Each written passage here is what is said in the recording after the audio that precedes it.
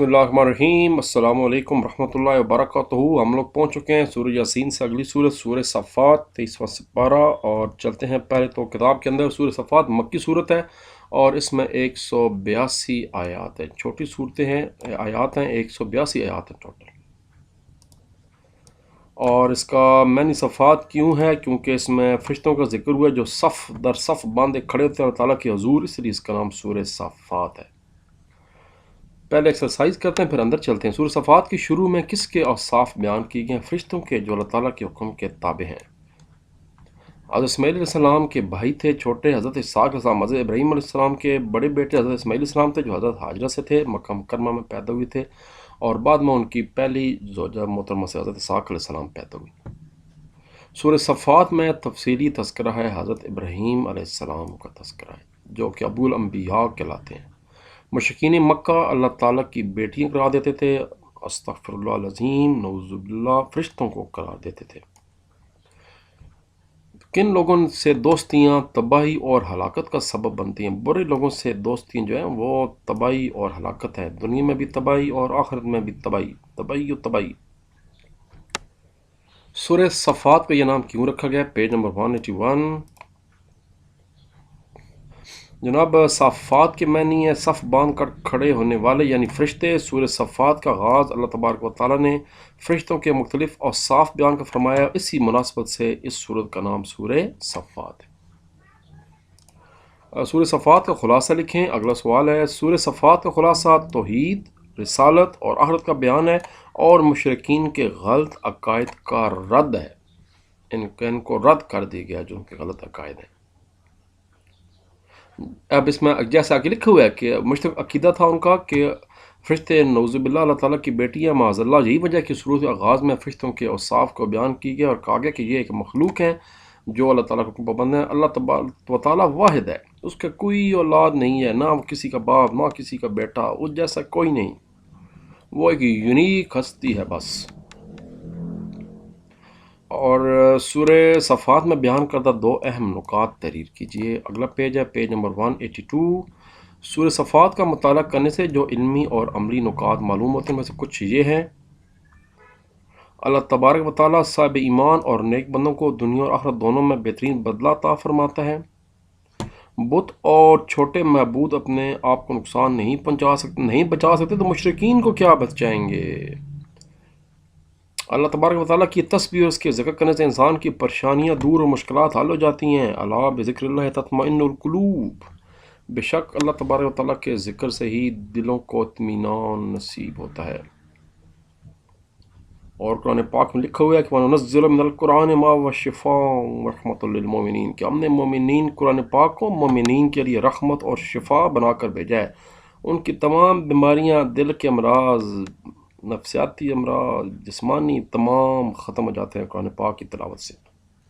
सूरह सफ़ात में हज़रत इब्राहीम अलैहिस्सलाम का जिक्र किस तरह आया है? पेज 181 ऊपर चलते हैं।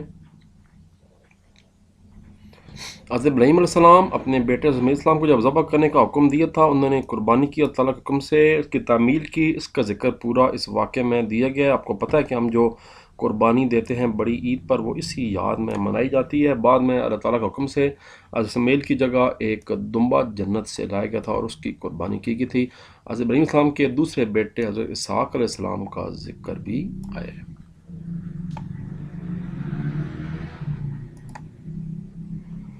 लॉन्ग सवाल, पेज 181 182। उसमें जनाब सबसे पहले तो वही बताना है तरतीब की मक्की सूरत है, 182 आयात हैं, इसके मानी सफ़ात क्यों हैं, उसका खुलासा क्या है, मज़ामीन क्या हैं। मुशरिकीन के अकीदे को गलत करार दी गया जिसमें फ़रिश्तों के बारे में बात की गई थी। फिर आखिर दरमियान में हज़रत नूह अलैहिस्सलाम, हज़रत लूत अलैहिस्सलाम, हज़रत मूसा अलैहिस्सलाम, हज़रत इलियास अलैहिस्सलाम, हज़रत यूनुस अलैहिस्सलाम के वाक़यात मुख्तसरन बयान किए गए हैं, मगर जो डिटेल वाक़यात हैं हज़रत इब्राहीम अलैहिस्सलाम के हैं। कुर्बानी का फिर जिक्र आ गया, उनके बेटों का जिक्र आ गया। सूरत के आखिर में जिन्नात और फ़रिश्तों के असल मकाम के बयान है और आप सल्लम के गालिब आने पर बशारत है और अल्लाह ताला की अज़मत को बयान किया गया। और उसके बाद 3-4 इल्मी और अमली नुकात बयान करते हैं। कुछ देखते हैं, अगर एक्स्ट्रा सवाल मेरे पास हैं तो बिल्कुल हैं जी। सूरह सफ़ात की कुल आयात 182 ये सॉरी 182। صفات کا کیا مطلب ہے؟ ہوائیں چلانے والے فرشتے، بارش لانے والے فرشتے. دو آپشن نیچے ہیں.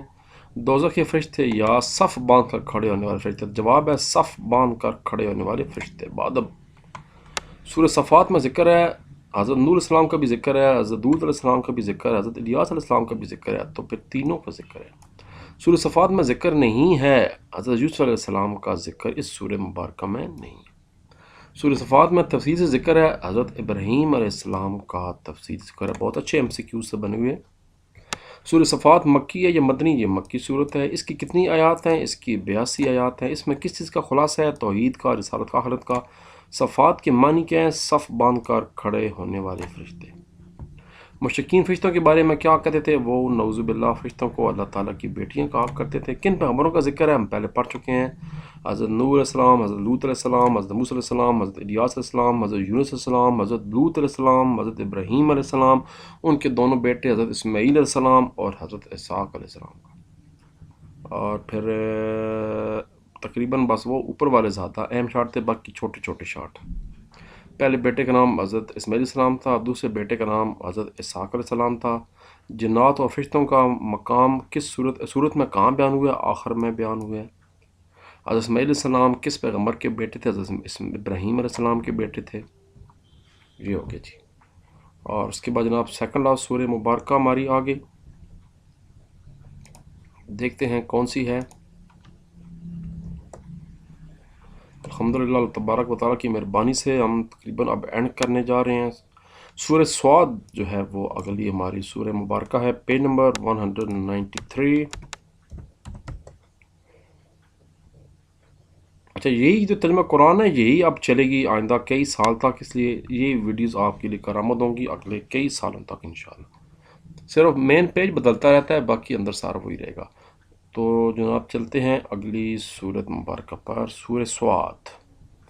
اور سورہ سواد کے لیے پہلے اس پچھلے لیکچر کو ختم کرتے ہیں، پھر آگے چلتے ہیں.